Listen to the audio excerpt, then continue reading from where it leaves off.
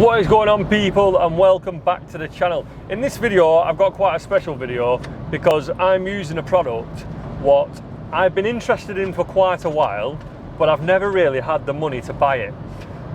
So it is something that I've been aware of for quite a number of years, but I seem to have always opted for the cheaper alternatives, and that is Road Angel.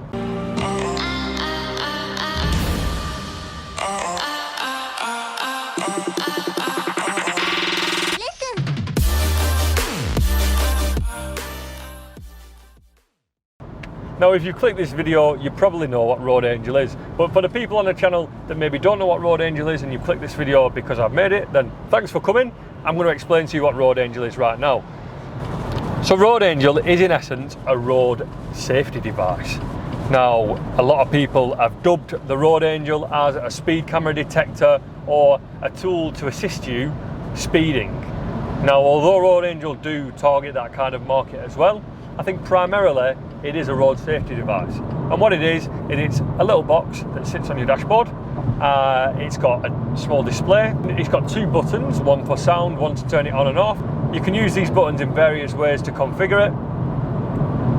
And in essence, what it's going to do is it's going to show me the speed of the road that I'm on, my current speed, and whether I'm braking it. Now, you can configure this in many ways. You can do this in full safety mode, or you can do this in yob mode, I suppose, one for a better word. So full safety mode is as soon as you go 1 mile per hour over that speed limit, it's going to let you know, regardless of whether there's a speed camera around, regardless of what's going on, it's going to let you know that you are breaking the speed limit and you should slow down. That is what it comes in factory format. That's how it came to me in the box, and it was telling me every time I did something wrong, which of course is hardly ever, because I drive at the speed limit everywhere. Now, next is yob mode. Now, I've recently configured this into yob mode for research purposes only. Definitely not because the constant beeping of that was annoying me, because I don't speed anywhere. But I put this into yob mode, and now what this does is, for the majority of the time, it's dormant. It's just sat in the corner doing nothing there. It's got a display on. It's telling me how fast I'm going. It's telling me the road speed limit. It's telling me what direction I'm going into, and I can turn them on and off as I please.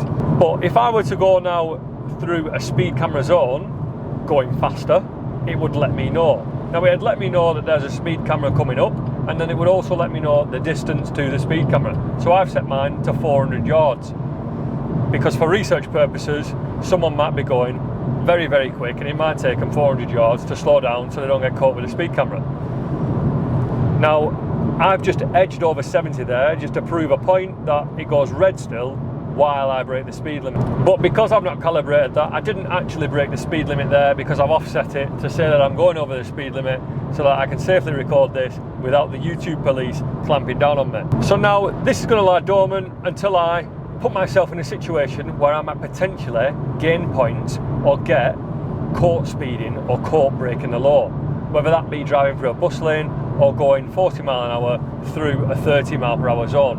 And then at that point, when I'm in a position where I'm going to get caught, so when I'm doing that in a situation where there's a camera or there's an identified mobile speed camera van, or it picks up the radar from someone sat at the side of the road with a radar gun, this is then going to let me know that it's time to slow down, you're about to get points, or you're about to get a fine. So that's what I consider yob mode. But in the settings of this Road Angel, there's all sorts. There's school zones, which obviously that's a very useful safety device. You know, if maybe you were not familiar with the area and you knew that it was, I don't know, coming on 3:15 and you were going by a school, you might want to avoid that area because you know it's going to be packed. Or just to let you know that there's potential for children running out, because you might not be necessarily passing the school at the time, but that surrounding area is going to be filled with, you know, kids coming from between parked cars and running across the road to get the bus, that sort of stuff. And that's why I do say that this is primarily a road safety device. Now, a lot of you might be watching this, and I was certainly, when I got this, I was like, the form factor of it felt off to me. It felt old. I'm like, why has this got a big back to it? This is like a miniature version of an old school TV, like an old big back TV. And I couldn't quite understand. Like, I picked it up and thought, this has got no more technology than my phone has. Why is it this shape? Now, it was only when I started doing the research on this that I realised what it has got that my phone doesn't have. And mainly what it has got, it's got a radar detector. So if someone's out there with a radar gun shooting, just trying to shoot at vehicles and find out how fast they're going, and then catch you for speeding, mobile speed camera bans, that sort of stuff, anything that shoots a radar out.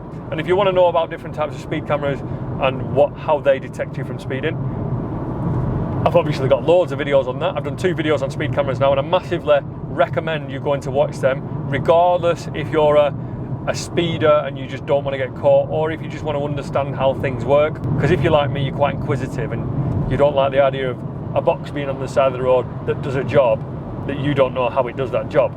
And that's just the way I'm programmed, and I want to know how that works, which is why I made these videos. But what this does is it detects anything that kicks out a radar, which is why it's a little bit bigger. So you look on the back and you'll see a little grill with some form of sensor in the back of it, and that is constantly detecting whether I'm going through an area what has got radar beams kicking about, bouncing off windows, etc. But what else does this do? So this has fixed speed camera mapping inside of it. It's got average speed cameras. It's got mobile camera vans. It's got live mobile camera van updates. It's got school zones, like I've said. It's got a laser detector, like I've said. It's got a red light camera. It's got dual camera. So what it means by that is the red light cameras that are also speed cameras, so it'll let you know that they're there. It's got bus lane cameras. It'll let you know about congestion zones. It'll let you know about black spots, and it'll let you know about ungated railway crossings.